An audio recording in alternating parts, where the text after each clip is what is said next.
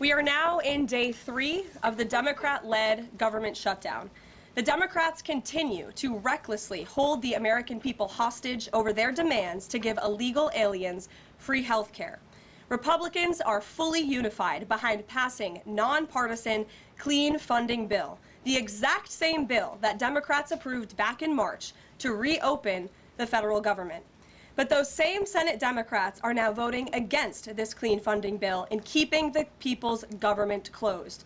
I understand Democrats will have an opportunity very shortly here to change course, and we hope that they will.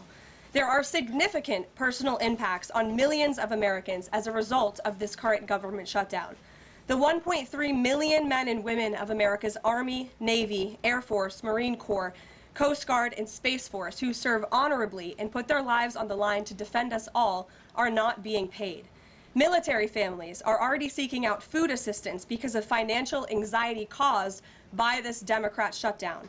According to new reporting from the Military Times, staff members at the Armed Services YMCA food pantry distribution location near Fort Hood in Texas found a line of military families stretched around the side of the building yesterday at 5 in the morning.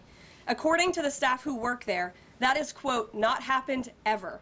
They've already had a 34% increase this week over past weeks. President Trump and Republicans fundamentally believe we have a sacred responsibility to protect and provide for our military families with the resources they need to thrive. If Democrats believe in this very simple premise too, they should end this shutdown immediately. Unfortunately, the severe impacts of the Democrat shutdown extend beyond our troops. Nearly 7 million mothers, infants, and low-income families who rely on government-run food assistance will be in jeopardy if the WIC program runs out of money in the weeks ahead. The more than 13,000 air traffic controllers who ensure that Americans fly safely in airports across the country are currently working without pay. The National Flood Insurance Program is in danger of lapsing, which could leave families without necessary help if a disaster strikes, and we are in the middle of hurricane season.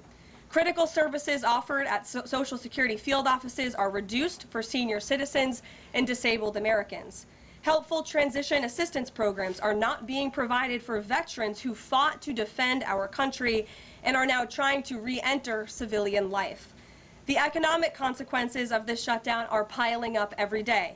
Policymakers, markets, and even the Federal Reserve are flying blind at a key juncture because BLS and BEA data are on hold until the government reopens.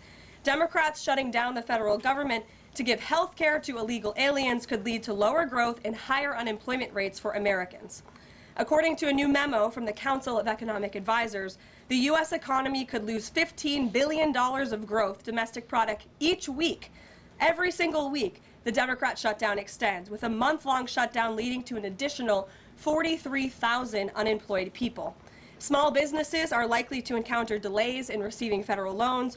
Mortgage applications will likely shrink. And just this morning, Business Roundtable, an association of more than 200 CEOs of Americans' leading companies representing every sector of the U.S. economy, put out a statement urging Congress to pass the clean CR that will once again come before them in the Senate floor in just a few moments.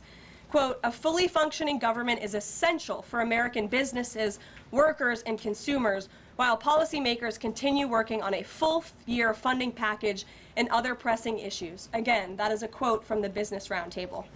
What's clear is that the Democrats' actions account to an intentional sabotage of our country and our people by shutting down our government. This madness must end.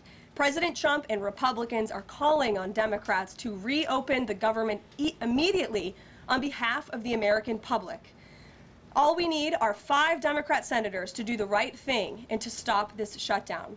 Call your Democrat senator and tell them to vote yes to reopen the government.